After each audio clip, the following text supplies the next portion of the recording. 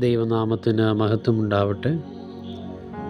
കർത്താവിൻ്റെ തിരുവെഴുത്തുമായി ഒരു പ്രാവശ്യം കൂടി ഏറ്റവും ബഹുമാനമുള്ള ദൈവമക്കളെ അഭിസംബോധന ചെയ്യാൻ കഴിഞ്ഞതിൽ വളരെ സന്തോഷമുണ്ട്.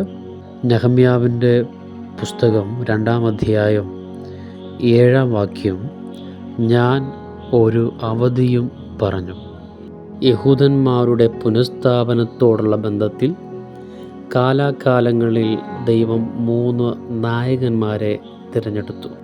ആദ്യമായി സെരുബ്ബാബേലിനെയും, രണ്ടാമത് എസ്ര പുരോഹിതനെയും, മൂന്നാമത് നെഹമ്യാവിനെയും. യെരുശലേമിൻ്റെ തകർച്ചയെക്കുറിച്ച് കേട്ടപ്പോൾ നെഹമ്യാവിന് വലിയൊരു ദുഃഖമുണ്ടായി. കുറേ നാൾ ദുഃഖിച്ചും ഉപവസിച്ചും പ്രാർത്ഥിച്ചും പോന്നു. പ്രതീക്ഷിക്കാത്തൊരു ദിവസം രാജാവിൻ്റെ മുമ്പിൽ നിൽക്കുമ്പോൾ പ്രതീക്ഷിക്കാതെ ഒരു വഴി ദൈവം തുറക്കുകയാണ്.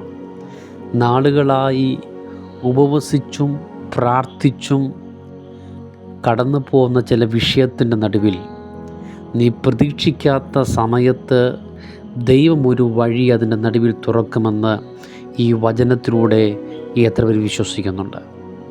രാജാവിൻ്റെ മുമ്പിൽ ചെന്ന് നെഹമ്യാവ് യെരുശലേമിൻ്റെ മതിൽ പണിയുന്നതിനെക്കുറിച്ചുള്ള കാര്യങ്ങൾ സംസാരിക്കുമ്പോൾ രാജാവ് നെഹമ്യാവിനോട് ചോദിക്കുന്നു, നിൻ്റെ യാത്രയ്ക്ക് എത്ര നാൾ വേണം? നീ എപ്പോൾ മടങ്ങി വരും?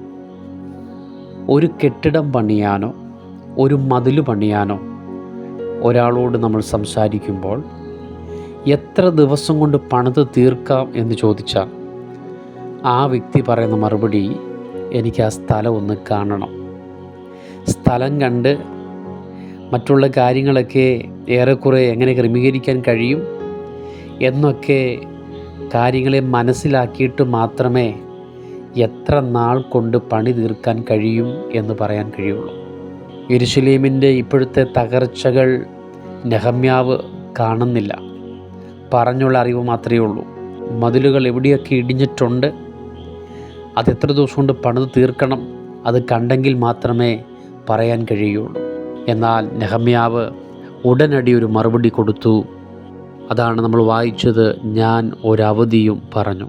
പ്രിയമുള്ളവരെ, നെഹമ്യാവ് ഒരു അവധി പറഞ്ഞത് വിശ്വാസത്താലാണ്. കാരണം യെരുശലേമിൻ്റെ മതിൽ എത്രത്തോളം തകർന്നുവെന്ന് അദ്ദേഹം കാണുന്നില്ല. ആ അവധിക്കുള്ളിൽ ദൈവം ആ പണി പൂർത്തീകരിച്ചുവെന്ന് ഞാൻ വിശ്വസിക്കുന്നു. നിങ്ങൾ ഒരവധി പറഞ്ഞിട്ടുണ്ടോ? ഏതെങ്കിലും വിഷയത്തിൻ്റെ അകത്ത് നിങ്ങളൊരു അവധി പറഞ്ഞിട്ടുണ്ടോ? നിങ്ങൾ പറഞ്ഞിരിക്കുന്ന അവധിക്കുള്ളിൽ തന്നെ ദൈവം ആ വിഷയത്തിൻ്റെ അകത്തൊരു തീർപ്പ് കൽപ്പിക്കുമെന്ന് വിശ്വസിക്കുക. ദൈവം നിങ്ങളെ അനുഗ്രഹിക്കുമാറാകട്ടെ.